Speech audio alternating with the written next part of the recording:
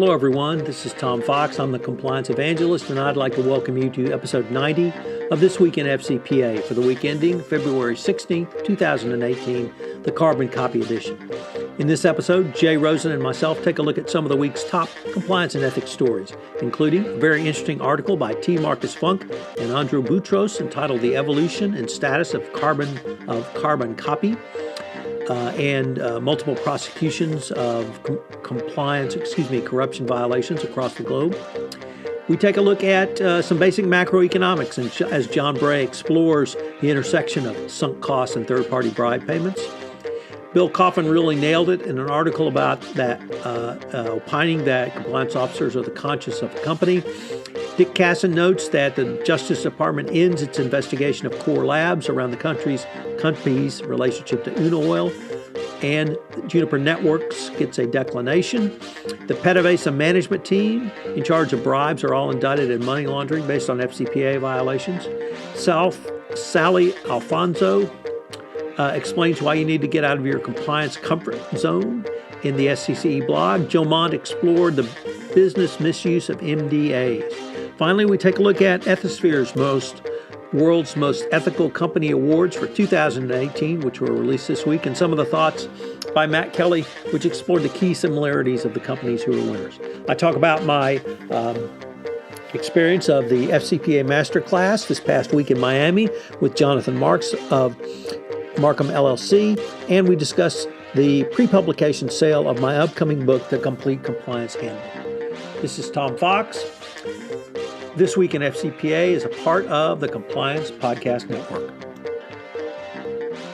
Hello, everyone. This is Tom Fox, back again with my colleague, Jay Rosen, for another episode of This Week in FCPA. This week is episode 90 for the week ending February 16, 2018, the Carbon Copy Edition. Jay, Houston winter has finally taken its most relevant form. I'm in shorts, and it was 82 yesterday, so welcome. Sounds like you're living in LA instead of me. So we had the coldest winter I can imagine, and now we're in shorts. So February in Houston. It's great. Jay, we had, I thought, a pretty interesting week in lots of different topics, both FCPA and compliance and ethics related. So how about we just jump right into it? Let's go. Why don't you tell us about the evolution and status of carbon copy prosecution, an anti-corruption phenomenon that seems to be here to stay.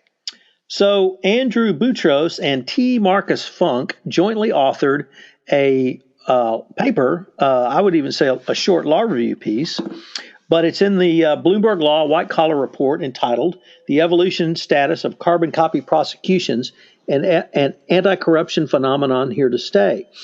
And I thought it was pretty interesting, and really it's a discussion point because I think there's some, frankly, procedural, legal, and political hurdles that cannot be overcome by this problem. But the problem they identified, Jay, is that with multiple countries now enforcing various domestic anti-bribery and anti-corruption statutes, you have the opportunity for companies to be whipsawed by these multiple prosecutions. And they pointed to several examples. The most, and by that I mean they would be prosecuted on the same or similar facts for essentially the same crime in multiple countries based upon those countries' own anti-corruption laws. So obviously we have the FCPA here in the United States. Brazil has the Clean Companies Act. United Kingdom has the Bribery Act. France has Sapon 2, and a lot of other countries have similar anti-corruption laws. And the authors are concerned that companies will face multiple prosecutions. That's certainly something that has happened, and they point to the Halliburton Boney Island case, where I think 5 years after Halliburton resolved its case with the United States, Nigeria turned around and tried to indict Dick Cheney, then a sitting vice president, over the case, or at least a former sitting vice president. But there are other examples they go through as well. And they think or posit that this puts companies in very difficult positions because they don't know what their total fine and penalties may be, and that it will discourage companies from engaging in proactive reporting to the government. So, but what they propose really is, I think, probably a remedy that is just not realistic, which is some sort of international double standard, or excuse me, international double jeopardy standard. That would require countries to recognize prosecutions on either the same or similar facts or the same or similar laws from other countries. That, I think, is United States can't even get that between the state and the federal government. So I can pretty safely say the United States is never going to do that.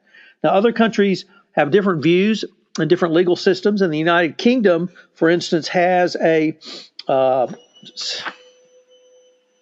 view of double jeopardy that if the facts are similar, they won't prosecute under UK law on similar facts. But I think, though, the answer is, and the thing that I have become increasingly comfortable with, is referenced from a statement with Deputy Attorney General Rod Rosenstein from November of 2017, where he said that the Department of Justice was certainly considering this problem and said, quote, the DOJ is committed to making a concerted effort to apportion penalties among international and domestic agencies where appropriate. That is certainly consistent with comments we heard from both the Department of Justice and from the Securities and Exchange Commission. Kara Brockmeyer said that when she was head of the FCPA unit. And I think what you will see, Jay, is cases like Odebrecht, cases like Rolls-Royce, cases like Keppel Offshore, cases like SBM Offshore, where countries will create one pie of fine and penalties and divvy that up. The role of the United States in that, I think, will be to lead that discussion and lead really putting the pie together, certainly because of the United States' commitment to fighting bribery and corruption, but also having the largest number of cases. But the authors have a much broader remit than simply even what I've discussed, because they go through and point out potential benefits of having a system where companies feel confident that they won't get whipsawed, and they describe as potential benefits of early multi-sovereign disclosures to both the United States and foreign authorities. They believe it's in the interest of the country where the bribes occurred to be told about the bribe so that they can try to remedy or remediate if they've got a bribe taker in the government or something like that.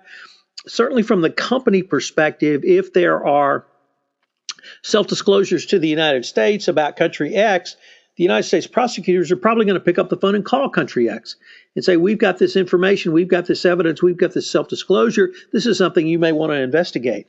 So it's going to be relatively impossible to hide by self-disclosing just to one country. And they point out, we talked about the international double jeopardy as a key consideration, and that having the one pie settlement certainly benefits companies. And then they point out, they go into some pretty in-depth legal analysis around the issue of collateral estoppel. And I won't really dive into the nuts and bolts of collateral estoppel, but it's basically issue preclusion, which is a common law doctrine that says it prevents companies from relitigating an issue. So, Jay, if there is a whistleblower in India who brings a whistleblower action against a U.S. company and that is resolved one way or the other, if that whistleblower then comes to the United States and files the same lawsuit against the same company, we would say they're collaterally estopped or precluded from bringing that issue. And they recognize, the authors recognize collateral estoppel as a legal defense that many companies could use to keep from facing this. So a very interesting article. These guys, I would say, are fairly prolific writers. I've seen lots of stuff from them over the years. And if you're a law geek, I think they really satisfied that part of you and certainly me to go into the weeds on a problem, or at least an issue, Jay, that is becoming and will become greater with the number of countries both passing anti-corruption laws and bringing more enforcement actions. Yeah, and we'll include this in the show notes. This article says that it was adapted and modified with permission from a chapter in Funk in Boutros' forthcoming book, From Bribery to Bakshish. So next we had an interesting piece, which was in the FCPA blog by a fellow named John Bray. Examining the global.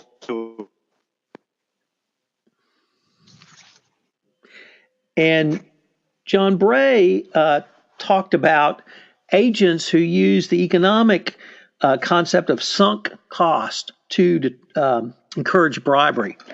And by this, what they meant, Jay, was that there was a situation of some Iraqis who had become nationalized Australian citizens, and after the first Gulf War, and they went back to Iraq and were trying to do business and had set up a business venture there and had put several $1 million into this business venture.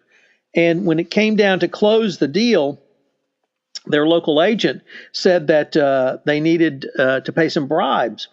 And the reason, the logic he gave them was, look, you've invested so much money in this project anyway, we just need a little more to get over the hump. So it comes down to the sunk cost fallacy. The more you invest in something, the harder it becomes to abandon it. And I was just particularly pleased to see my freshman year macroeconomics course professor cited in that sunk cost, Jay. Well, I think it makes a lot of sense. I guess my example would be, if you're playing poker and you got a big pot there, you gotta pay to see the other guy's cards, and they psychologically took advantage of this situation and got them to get over the hump and pay the bribe.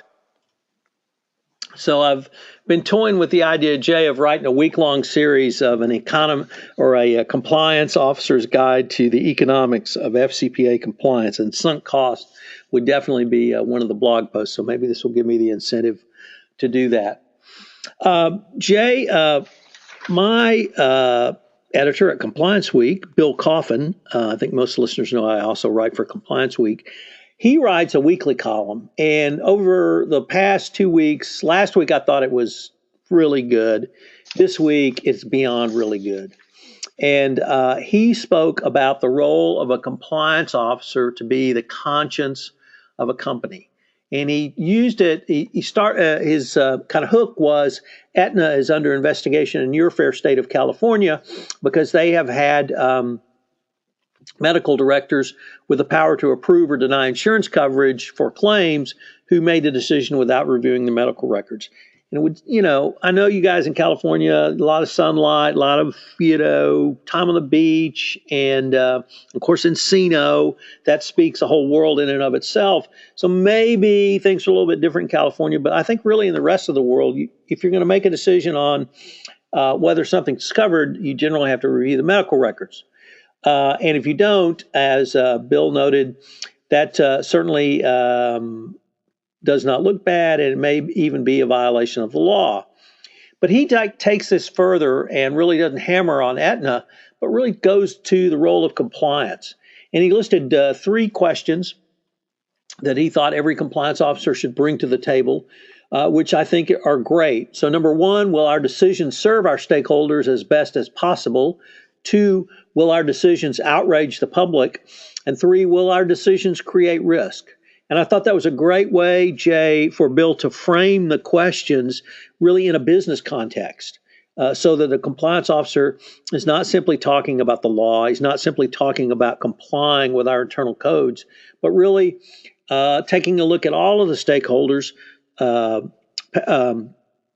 insureds, the boards of directors, senior management, shareholders, the public, the medical regulatory and insurance regulatory board in the state of California, all of the stakeholders that a major insurer has. So kudos to Bill Coffin for what I thought was just nailing it. And before you comment, let me turn to an article by Joe Mount, my colleague at Compliance Week. And Joe really talked about non-disclosure agreements. And I want to tie it to Bill's because the point I got from Joe's article was that companies certainly want non-disclosure agreements when they settle with employees. It's been a staple of employment law at least since I've been practicing, and that's 35 years. If you pay money, that it's a confidential settlement. But Joe points out that for whatever legal protections you may get from a greater societal and reputational risk, it is devastating. And certainly he pointed to the USA gymnastics scandal with the doctor from Michigan State, and the payments were made to then young women for their sexual harassment claims, and the other types of uses of non-disclosure agreements to prevent, if not criminal actions being brought forward, certainly civil harms. And it really drives home the lesson that compliance broadly and ethically behavior more specifically must be fueled by transparency. Admitting a problem is counterintuitively the fastest way to redeem your public image. Hiding behind layers and the creative application of legal paperwork may only amplify your headache when it's uncovered.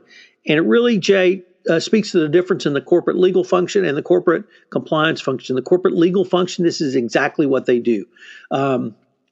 Protect the company, and they do that, but with a variety of tools, all legal. From the compliance perspective, though, it wants to be about transparency and, most importantly, remediation. How did you fix the problem after you found out about it? And if you can't talk about the problem, you can't fix it. So I really wanted to tie those two together because they spoke to a role of the compliance officer articulated in a way that perhaps is a little different, certainly from their journalistic perspective. I thought was very interesting. And now, what did you think? Oh, wow. I've been holding my breath wanting to say my remark. I mean, Tom, I think there are two different articles from two ends of the spectrum, but it's the same thing. And I like the point that you drew forward about the transparency on both issues, whether it's the transparency that, Bill needs to speak about is how does this situation affect stakeholders, the public, and, risk prevention, but also what Joe's saying there is that while the NDA had a purpose from the labor law perspective, it unfortunately allowed these predators to continue harming people for decades upon decades. So both two good pieces to highlight. Next up, where you've got a couple of, declinations. And the first one is from Core Lab, which is an Amsterdam-based laboratory, said in its U.S. securities filing Monday that the DOJ and the SCCE have both closed investigations into the company's dealings with Unaoil and won't bring any more enforcement. They began to look at the situation last October, and this was in light of the whole Unaoil matter that came forward.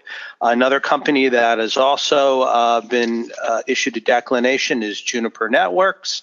And they issued a similar statement with wording that says the U.S. Securities and Exchange Commission and the U.S. Department of Justice, have closed the company's previously disclosed investigation into a possible violation by the companies of the U.S. Foreign Corrupt Practices Act. So these are two matters that stemmed directly from the Unaoil findings, and maybe this presages that there's more to come in this first half of 2018. Next thing we're going to look at is an article from Sam Rubenfeld, and it's entitled U.S. Charges Former Venezuelan Officials from PdVSA Bribery Probe. And the U.S. prosecutors unsealed charges this past Monday against 5 former Venezuelan officials as part of a larger ongoing investigation into bribery at the state-owned Venezuelan energy company Petróleos de Venezuela, or PdVSA. The 5 were known as the management team and conspired with one another to solicit bribes from vendors in exchange for assistance in securing business with the company. And now here's the point where I'd like you to opine. Charges were unsealed after one of the defendants, Cesar Rincon, appeared Monday in Houston federal court following his extradition from Spain, prosecutors said. Three others, the prosecutor said, remain in Spanish custody pending extradition, and the fifth co-defendant is at large. So how did this hit the papers in Houston? So not surprisingly, this was a front page, at least on the business paper of Houston. This has, though, been somewhat ongoing, Jay. We've had prior guilty pleas by two individuals, Roberto Rincon and Jose Sierra, earlier. It's not clear to me if Cesar Rincon is related to Roberto Rincon, but this is an ongoing investigation.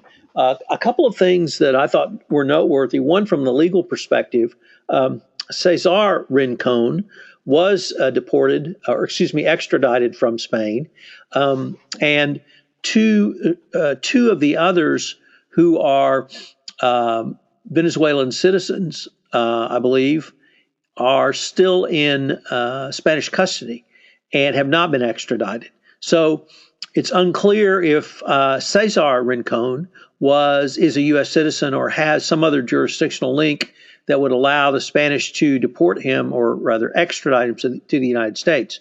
The two that are not or have not been extradited are De Leon and Villalobos. They're also charged with a conspiracy to violate the FCPA. So it would be interesting to see from a legal perspective how a bribe receiver will be charged with conspiracy to violate the FCPA, since it only criminalizes the act of paying a bribe, not to receiving a bribe. Now, of course, money laundering is part of the receiving end, so that's how they would get those people. Also, so this has been ongoing in, Cesar Rincon is the brother of Roberto Rincon. So there may be some other U.S. jurisdictional links that we're not aware of. But this has been a long time ongoing investigation. It's a deep, deep corruption scandal.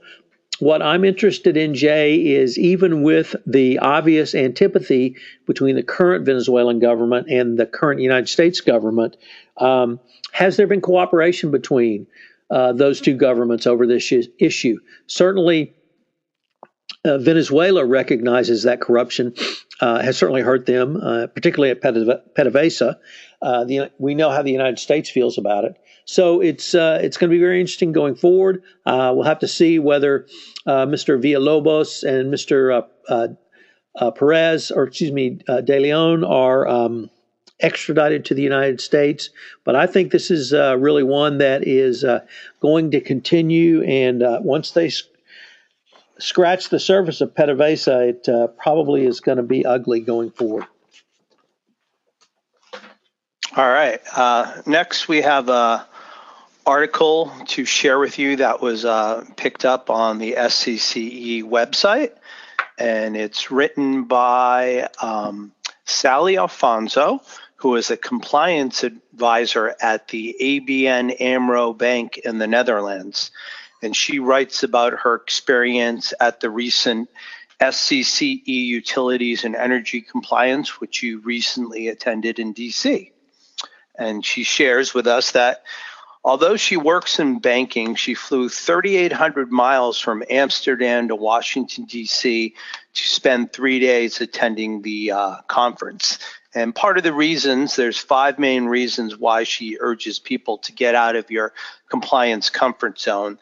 The first is to demonstrate interest, and more than just networking, it's about value adding, meeting other people is in the compliance field as equals and being able to speak with them beyond day jobs. Number 2 is to talk about shared objectives. What is very interesting is actually, from her perspective, is dealing with folks who are in highly regulated sectors. Despite the relevant authority under whose oversight they are located, they all must contend with regulatory stakeholders and management and stay up to date with supervisory. Point 3 is something that was really interesting to me, and she talked about being positively disrupted. And, she's constantly preaching to stakeholders and people in different businesses to get out of their comfort zone and to learn about how they can interact with others in the company.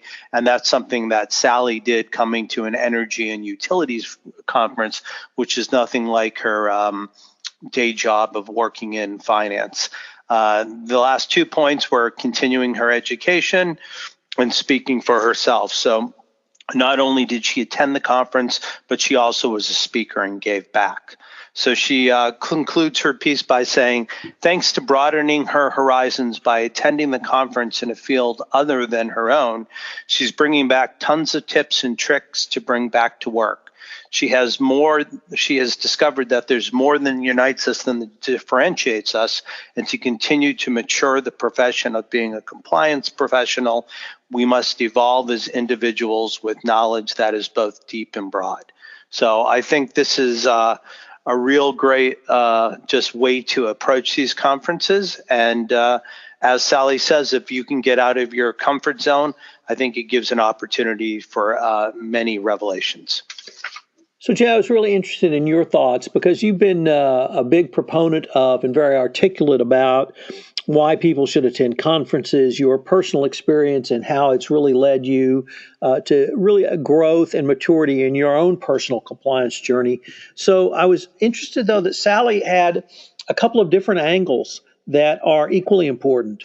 And one of which is, I belong to a couple of groups where we are very strident about that the more senior people have to go to support the younger people. And that there were senior people when we were new to the organization. And now as we garner seniority, we need to be there for those people. And it's called giving back. And you talk about it in terms of kind of the work you guys do in the volunteer work, but she talks about it here in terms of giving back to the profession. And I thought that was a great point. The other point was the more broadly, you and I talk about the Compliance and Ethics Institute. You've talked about here recently the Southern California Compliance Conference. But here we have a woman who's in the banking sector going to a utilities and energy conference. And it really spoke to me about one of the things that I love about going to different types of compliance events. And I'm going to have to throw this one in, although obviously I'm from the energy space, is the utility space. And in many ways, I've learned as much or more from the utility folks at this conference than I did from my energy colleagues. And recognizing that the utility space is highly regulated, but because of that, they have very substantive, well thought out, articulated policies and procedures that they follow. When you're producing nuclear power, you have to have a robust compliance program, not only for anti-corruption compliance, but certainly for safety and environmental compliance. And they talk about that. They talk about the steps they go through. A woman from NERC talked about a root cause analysis that they performed on what would have appeared to have been a relatively minor offense, yet they were able to uncover multiple problems that were really both safety and security issues. So going to this type of event, if it's outside your industry, can really lead to insights in different ways for you to do compliance within your industry. So I was very intrigued by Sally's point. You and I come at it from a little bit different angle than hers, but I thought hers was equally valid and something that we should consider going forward. Definitely. So I think to kind of close us out before we get to announcements, we've got a couple pieces to look at the 2018 World's Most Ethical Companies honoree list that was just released by Ethisphere. And we've got some commentary from Matt Kelly and your thoughts on this year's rankings, Tom. So what Matt wrote about is something that I've been writing about, thinking about, and talking about for some time. But Matt, of course, went about it with his own unique angle. And he took a look at what were the common attributes of these companies. And he picked out 4, which I thought are certainly worth mentioning. Number 1, the honorees have diverse leadership, diversity in terms of race, diversity in terms of gender, diversity in terms of age. Second is they build trust using transparency in reporting and the investigative process. We talked about transparency several times during this podcast and the importance of shining the light of day into your compliance program. 3, whistleblower protections have increased across the board with 99% of those honorees on the list protecting whistleblowers for coming forward. And finally, more honorees are doing more to measure culture. And I know measuring culture is something near and dear to your heart, and indeed the heart of affiliated monitors. Is that something you guys do on a if not routine basis, certainly an often amount for your clients? And so to see that recognized really is one of the key indicators of a World's Most Ethical Company award, I think was very gratifying. Matt also talked about something that I really focus on, which is the ethics premium, which is the higher stock returns world's most ethical companies enjoy compared to companies on the Standard & Poor 500 as a whole. Over the past 3 years, that premium has been just under 5%. So in early March, Ethisphere is going to release some of the specific financial information about these companies. And Erica Solomon-Byrne has promised me a podcast. She's with Vice President with SVP with Ethisphere. She's promised me a podcast, and I really want to go into that with her because it's something I've thought about and written about quite a bit. But obviously very exciting for the companies who received the award. Kudos on being yet again on the world's most ethical company list. And I look forward to really further exploring this with you, Matt, Erica, a wide variety of other compliance practitioners, and see what we can learn from these companies, Jay.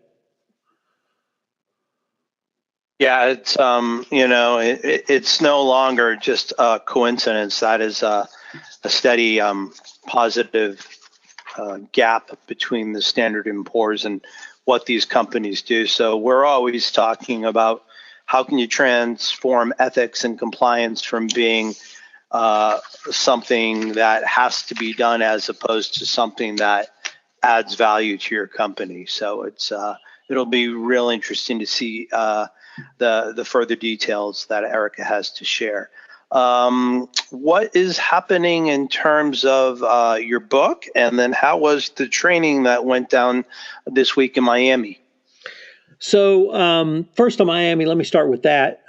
Jonathan Marks at Markham LLP hosted another 2-day Doing Compliance Masterclass session that I put on. He and Markham hosted it. So we had a great turnout and some really great discussions. We had folks that flew in from Houston in addition to those in South Florida. Interesting mix of people. And as always, I probably learned as much as anyone else. So it was a great master class. And we had such a request for additional classes that Jonathan and I are probably going to have to go back to Miami either in May or June. But we're trying to figure out our next master class, Jay, and we're hoping to do it in Los Angeles. So maybe you can make it if we do that. And then once again, I have announced the pre-sale of my next book, The Complete Compliance Handbook. It will be a 700-page tome on everything you need to know about a best practices compliance program, having information as recent as the 2017 Evaluation of Corporate Compliance Programs and the new FCPA Corporate Enforcement Program. It will literally be the only compliance handbook that incorporates the most up-to-date information. I hope to have it out in mid-April, but you can. It's going to be published by Compliance Week, but you can order a copy now. That information is available on my website, www.fcpacompliancereport.com. I'm going to have more information coming out about it. Next week, I'm going to start a series on the 10 hallmarks of an effective compliance program, audio white paper on JD Supra, and then I'll also be doing another podcast series on the 10 hallmarks of an effective compliance program, all really to celebrate awareness of my new book. So I'm very excited about that. I hope you'll buy one if you're listening, and I would certainly be more than happy to sign it. And that includes one for you too, Jay. All right. On behalf of Tom Fox, the compliance evangelist, and myself, Jay Rosen, Mr. Monitor, we'd like to thank you for spending time with us and learning about everything that happened from an ethics and compliance and FCPA perspective. And this has been week 90, the carbon copy episode for the week ending February 16th, 2018. Enjoy your weekend, and we'll speak to you soon. Hello, everyone. This is Tom Fox again. I'd like to thank you for listening to this episode of This Week in FCPA. If you have listened to this podcast on iTunes, I would greatly appreciate if you would rate our podcast, as it would help in our rankings and help get the word out about the only weekly review of all things compliance and ethics. Also, please subscribe to this podcast if you don't do so already, so you can get it each week when it's released. Finally, if you have any questions, you can email Jay at jrosen@affiliatedmonitors.com. You can email me at tfox@tfoxlaw.com. This is Tom Fox. Thank you very much for listening. I hope you will join us again next week for another episode of This Week in FCPA. This Week in FCPA is a part of the Compliance Podcast Network.